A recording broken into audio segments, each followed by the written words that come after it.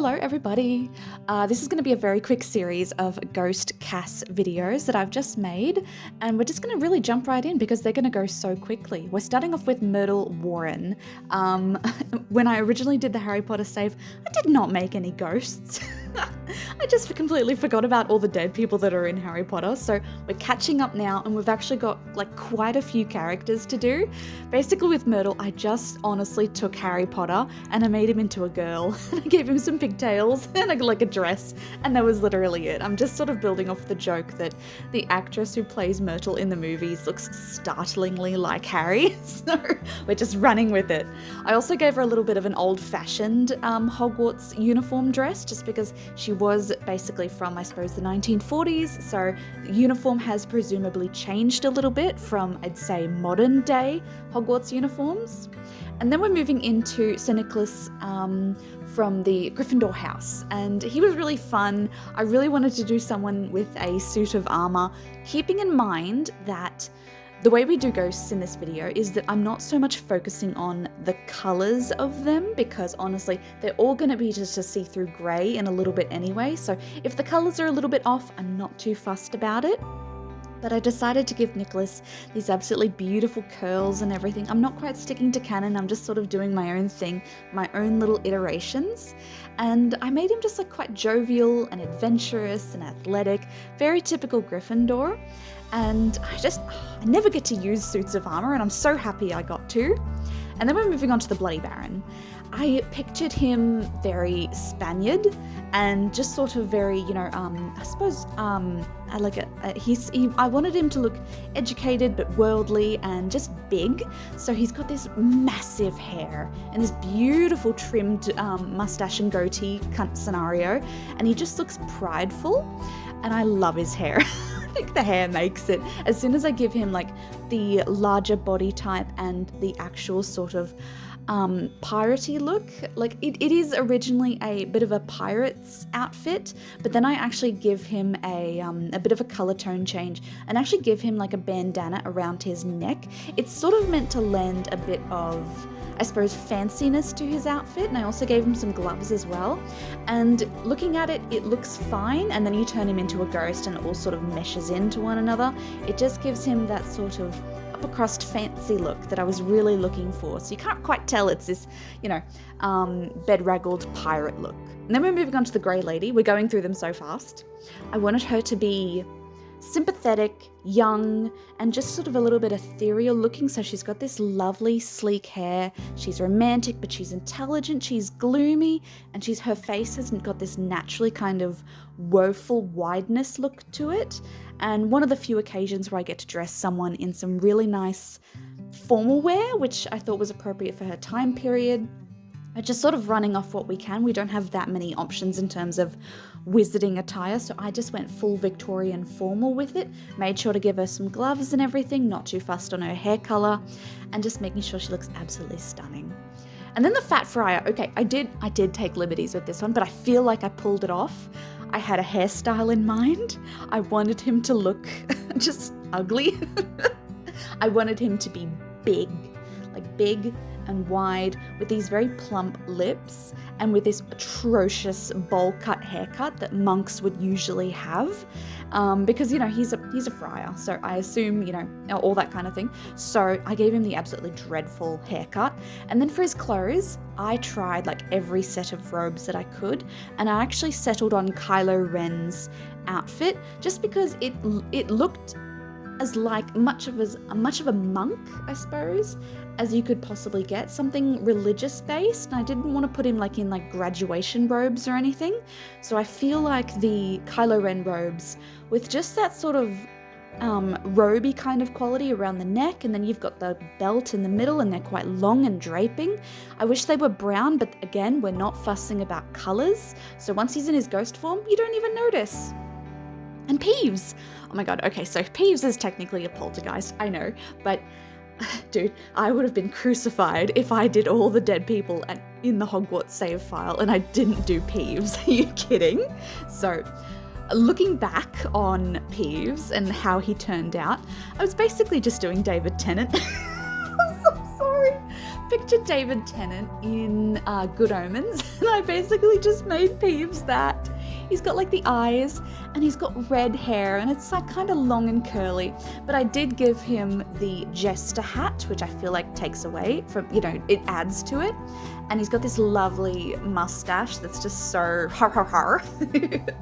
And then his outfit is, I think, pirate themed again, but I made him super, super thin. Like, this man is like a pole, and I can just imagine him in all his thinness. And he's also got the creepy walk as well from like the vampire pack. And I can imagine he's got this lovely smiling mouth, smiling eyes, and he's disruptive, and he's just geared towards being a little shit. So I do really like Peeves, even though he looks like David Tennant in a way from Good Omens. It's okay, it's fine. But I really liked how he turned out. His colors are off again, but as soon as he's in his ghost form with his little outfit, it's sort of jestery as well still, with like the layers and just the sleeves and the shoulder pads and the shoes. Oh my god, it's so Peeves. So yeah, I made him thin and creepy, and bless his heart. I love him, he's such a little darling. And then we're moving on to a few more people. Some people that aren't in the thumbnail, but I really just wanted to add into the save file, so we've got a few more people to go. First off, I'm making Tom Riddle the ghost that's infecting the diary. So what I'm doing is all the ghosts that are living at Hogwarts will have their own residence in Hogwarts. So yes, the ghosts will actually live at Hogwarts in their own residence because it's a rental lot unit. They're going to have their own little hall where they have their death day parties, and Tom Riddle will basically be part of that household, but he'll also be living solely in the Chamber of Secrets, so he's going to be down there. So if you want to go say hi to teenage Tom Riddle, you go ahead. Again, changing his uniform to a more old-fashioned look than what you'd get from the modern day students of Hogwarts, and he's just sort of a little bit younger, but still very charming, still looks like his older self. Again, no real difference. And I made his dad, so Tom Riddle Sr. He's a bit more severe, he's a muggle, he's ambitious, he's prideful, and he's not a good egg, I suppose, but that's a product of his upbringing and time. And then, of course, I made Merope Gaunt. I'm not sure if I'm pronouncing her name correctly. I had a lot of fun with her, but honestly, I got a little bit emotional making her because, oh my god, that poor woman. But again, also, she did use a love potion on a muggle, and that's technically really bad connotations surrounding that. It was a tragic scenario top to bottom. Your circumstances in life don't excuse you from doing horrible things to other people, etc., etc. So yeah, but I made her purposefully quite unfortunate looking, I suppose. Her eyes are not attractive, she's got wrinkles, even though she's supposed to be quite young. Time, genetics, and living conditions have taken their toll. I didn't want to quite go overboard with it, so she's got this real lank hair color, which is really insulting because that's my hair color before I dye it. My hair color is like this sludgy brown. It's a grayish brown. You know what I'm talking about if you know. So I dye it a much darker brown, but she's got like this sort of lank hairdo that's a little bit messy, and her clothes are tattered, but they're also like magical robes and everything, and her nails are chipped. And it just makes me really sad that she's got like slightly hairy legs, but also she's got really long drab socks and sandals. It's just going for it, honestly. But she honestly just makes me a little bit sad, but I do really like how she turned out.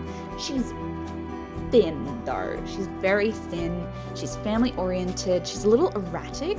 I think that's sort of a consequence of the inbreeding that the Gaunt family did. And I didn't make her father and brother just because, I was on a whole thing, and these are the dead folk in the save file. And you know what? The brother, I believe, is still alive, but in Azkaban, but Azkaban isn't livable right now, so it was a whole thing. But I made sure to give her some, bad teeth and everything, and hopefully in another life, when life would have been kinder to her, she would have, had a nicer sort of appearance, but she could have been lovely. But, time, circumstance, it's terrible. Another one we did was Eileen Prince. I decided to go in and do Snape's parents, just for the sole reason that I made Snape an entire house that he lived in. And then I moved him to Hogwarts to be the head of house for all the Slytherins that moved into that house. So his house is now empty, but it's still his. And I didn't want to just have an empty lot, so I made his parents, his mum, I made the executive decision, is still alive. However, his father is now passed on. So his father's a ghost, his mother's living in the house. And yeah, and we're about to make his dad now. This is Tobias, and you know, obviously they don't have a great relationship, but I'm adding him in now. So we're just grabbing all the little characters that I've just really neglected to get before now. But I like it. Another one we did, and I wanted to add in that was sort of vital for story purposes, was Ariana Dumbledore. Look, when I was making her, I was sort of thinking to myself, oh man, she's really reminding me of Lily.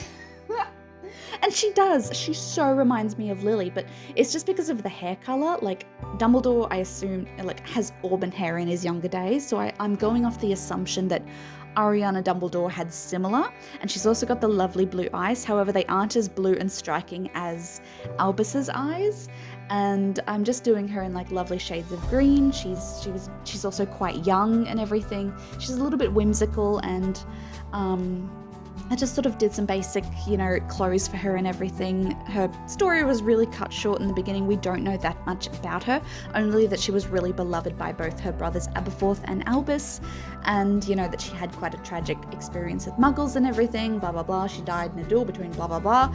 And honestly, you know, I just wanted her in here just to sort of finish off that family tree. It didn't really feel right that I'd done Aberforth and Albus but hadn't done Ariana. So yeah, she's in here now, and she's got her lovely woodsy sort of old-fashioned muggle clothes, so that's kind of sweet. Lastly, we're moving on to, I think, I never know his name. I can't even read it now. But this is Minerva McGonagall's dead her husband that died, and she's now a widow. So I decided to make him because, again, Minerva is now living at Hogwarts, so her cottage is empty apart from her cat. So I'm going to move the ghost of her husband into the house just so they can have a little placeholder for Minerva and their family. Oh my god, that was a marathon, but really that's it. That's all the people I've made for all the dead people in my Harry Potter save. Hope you enjoyed it, hope you like them. Yes, they're a little bit different, but I just took creative licenses with everything. Hope everyone has a fantastic day, and bye-bye!